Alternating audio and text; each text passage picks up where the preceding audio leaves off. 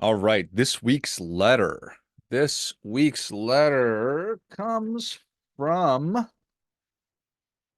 little Abby. Little Abby writes, "Dear George G, in case of an emergency, would you rather take out a 401k loan or put that emergency on a credit card?" Great question, little Abby. Great question, but the answer is neither. The answer is neither because you should have money saved up so you don't find yourself in that predicament. Not super helpful. Here, poor little Abby is asking for some help, and I'm being an absolute jerk, trying to give some tough love, but again, not super helpful. And I get it. I have 100% been there in that predicament. I don't know. Little Abby's asking for a friend or her parents or whatever, but I have 100% been in the predicament where I was in an emergency and I didn't have any money. And I, frankly, I didn't even have any money on a credit card. So my only option, and I am, I'm, what's the term? I am more than happy to talk about. I think it's essential for me to talk about my financial struggles in my 20s because it's just an important thing. It's a very real thing. I'm fortunate to have made a lot of great financial decisions, and I made plenty of terrible, absolutely terrible financial positions or decisions and positions and all the other ins. So I totally get it. And right now we're in a unique time, and I'm sure 10 years from now we'll find ourselves in another unique time where money will be tight and just trying to figure it out. I think that's sort of the deal. Um, is maybe you're somebody who will never encounter financial hardship. And I hope that that's true. I hope that that's the case. It's a boulevard of uninterrupted green lights. You just speed through life and never have a care in the world. But the rest of us will go through personal financial struggles at some point. The trick is, I think, that when we overcome them, we put ourselves in a position where we will not find ourselves back in that position. That's kind of the trick. Find success that lasts. I hesitate to say sustainable because that word's a little heavier than it used to be, but I'm looking for sustainable financial success, financial peace of mind. So, kind of like losing weight, it's like I lose weight, put the weight back on, lose weight, put the weight back on. I want to find sustainable success with my diet and exercise program, but also my personal finances. So, and like all things, it's better to go through this exercise early in life. We have more energy and we have more time, theoretically speaking, to be fighting through some of these problems. So, back to you and back to me.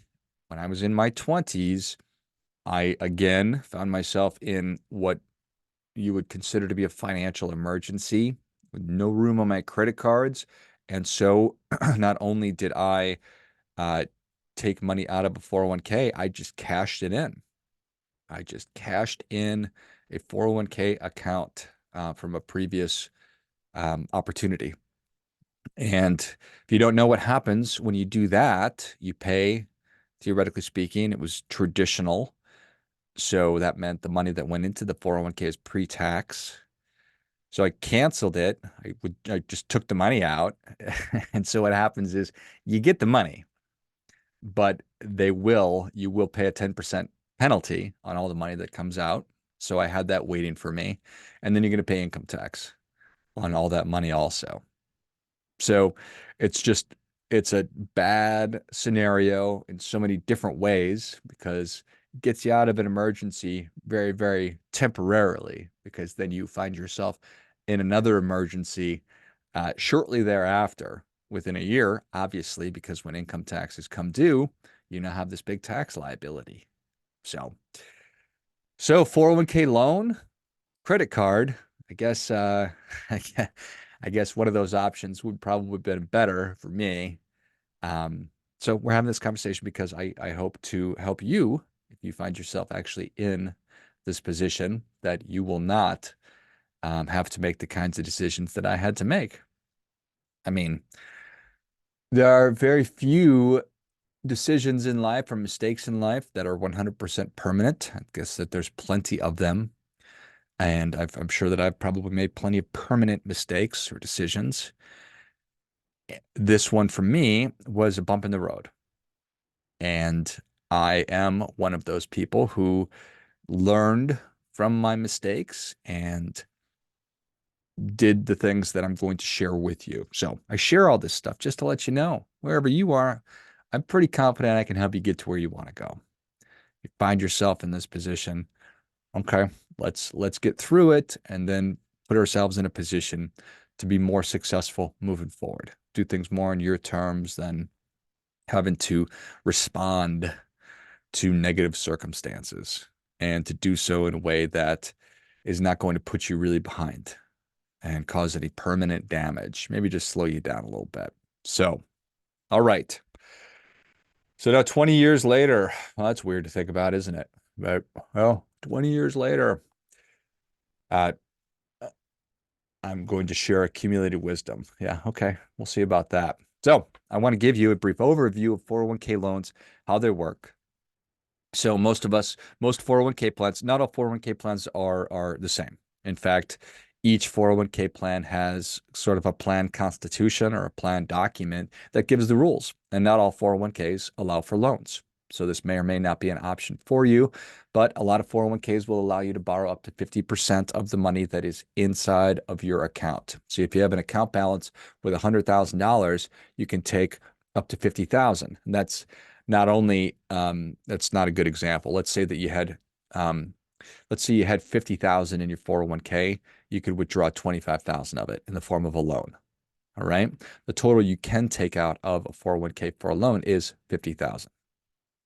So that is how that works. And the loan can be for up to 5 years because you're not technically withdrawing the money, even though you are taking the money out, you are borrowing it. So you're not paying the penalty on the loan, that 10% penalty that I talked about that I had to pay, and you're not paying tax on it. You do pay an interest rate that you do pay an interest rate as you're paying it back, but that money actually goes back to you.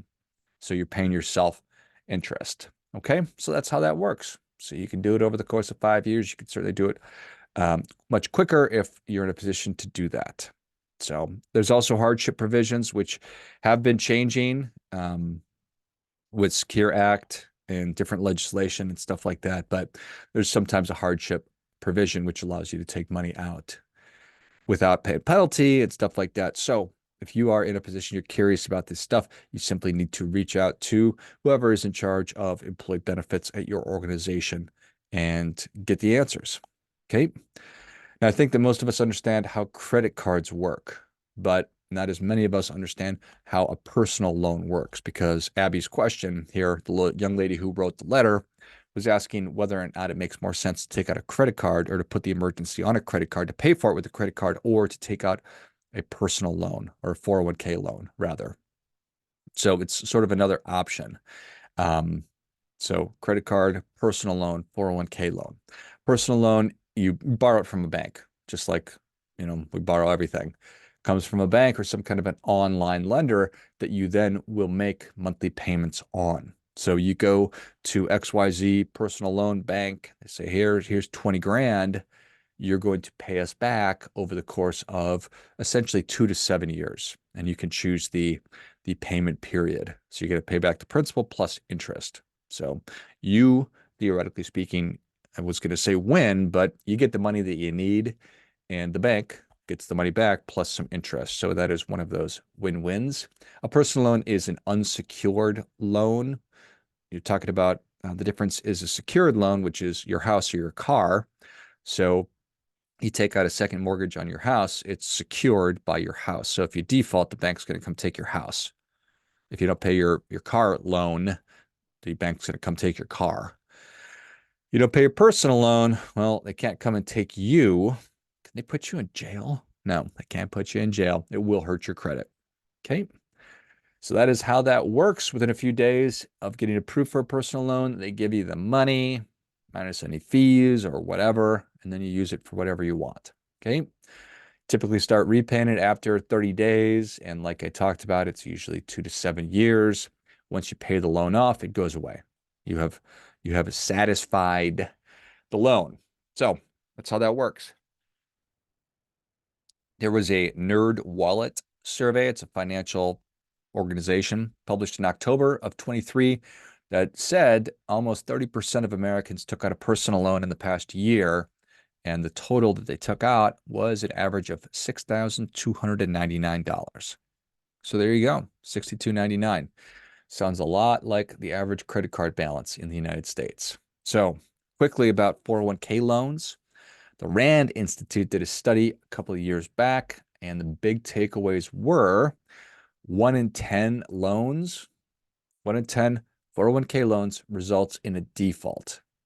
Okay, so 10% of the loans taken out on average resulted in a default, and 8 out of 10 people who leave a job with a loan then default on that loan.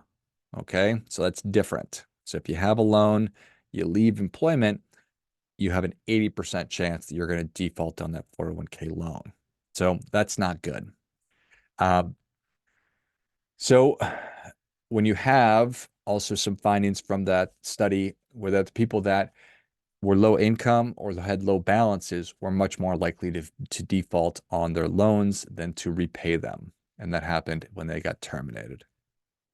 So that's obviously not a good thing. It's not good for anybody to default on anything, but this is the problem of defaulting on a 401k loan is experienced more greatly by people who have less money. If you have less money, you earn a smaller income, you have less money, you're more likely to default on your 401k loan, which then results in the pain that I suffered, which is 10% penalty, potentially income tax on the full amount. So from the frying pan into the fire, suboptimal, bad. But here's the really bad news. In a recent study conducted by the Employment Benefit Research Institute, they discovered that typical 401k loan default costs you, the average borrower, an extra $150,000 in retirement savings over the course of their career. Eesh. So I'll say that again. What happens is when you take out a 401k loan, if you're a young person between 25 and 35 years old, it costs you $150,000 over the course of your career. Ouch. So why is that? Well, it's an opportunity cost. It's the time value of money. You put $6,000 into your 401k when you're 25 years old, and you let that run until you are 65 years old. That is what that's talking about. So you take that money out, you lose out on the compound interest, you lose out on the amount of time that money is invested, and it costs around $150,000. So that is extremely punitive, more so than just cashing out a 401k and thinking that the penalty you're going to pay is 10% plus ordinary income tax. So we can just use me as an example. I was that 25-year-old that did that, essentially. So that money that would have been still growing today and working for me is now it's working against me. This thing about time value of money, another thing that's true about it is that the longer we take to start pursuing our financial goals and objectives, the harder they become to reach, just because of the things I just laid out. So there's a really high cost taking out a 401k loan. So perhaps using a credit card to cover an emergency could be the better choice. I don't know that I ever thought that I would hear myself say that. So using a credit card or a personal loan might be a better choice. So let's talk about that. Let's talk about certain current state of play when it comes to a credit card interest rate or a 401k loan. So right now, the average annual percentage rate on a credit card is around 21.47%. It's right around there. So the average 401k loan, $6,299. So you apply that 21% to $6,299, that comes out to just over $1,300. Okay, so by my calculation, $1,300 is less than $150,000. So it's all assuming that you take money out of your 401k, you don't pay it back, it's not sitting inside. Okay, so just by the math. Now, whether you believe that to be true or not, this is all just to give you something to chew on.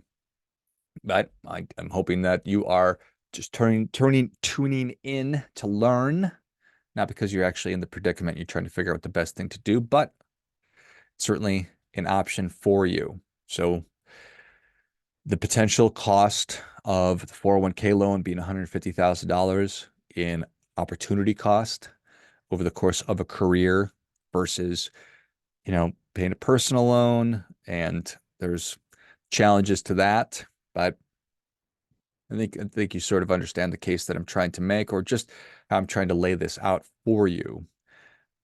Ideally, that you will be clear of this. Let's fast forward 3 years from now.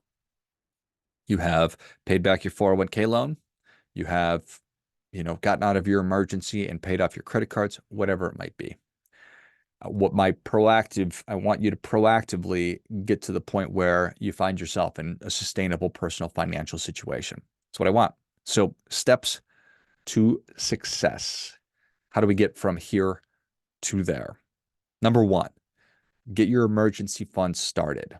The first step in doing that is to get $1,000 saved up. So I want you to open up an account, a savings account, a money market account, and start putting money in there until you get to $1,000. This is the beginning of your emergency fund.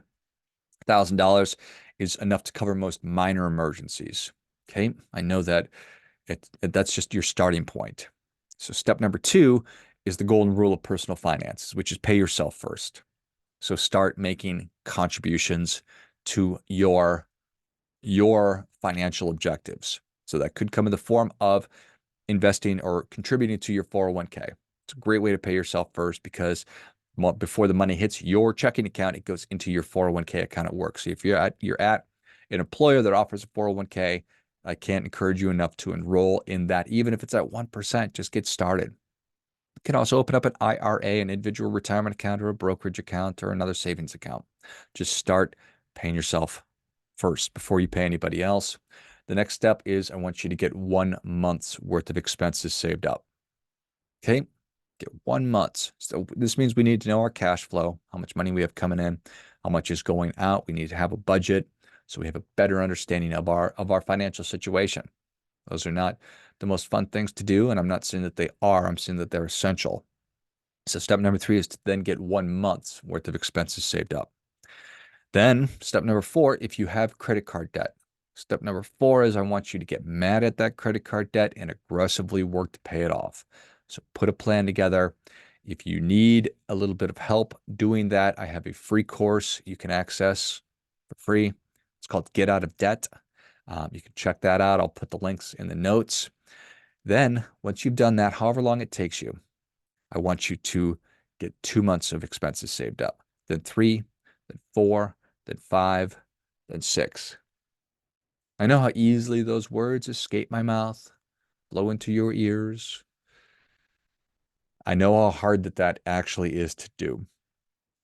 I also know how important it is to do.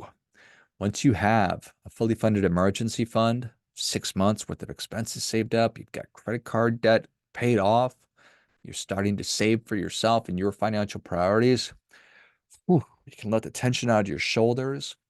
From my perspective, that's financial peace of mind right there. And there are fewer things more valuable than that. So get yourself out of the problem that you're in, or whatever it might be. If you're not in the problem, that's awesome. Make sure that you are working to position yourself for success whatever comes your way. I don't have any control over what's going to happen to me. All I can do is put myself in the best possible position to weather any storms, as it would be. So those are the steps, and then you are off to the races. So there it is, little Abby. Thanks for the letter, as always. Don't take a 401k loan. Don't use credit cards. Don't do drugs. Solid advice. That's for everybody. Finally, friendly reminder, never going to be anybody more interested in your success than you are, your financial success than you are. So act accordingly.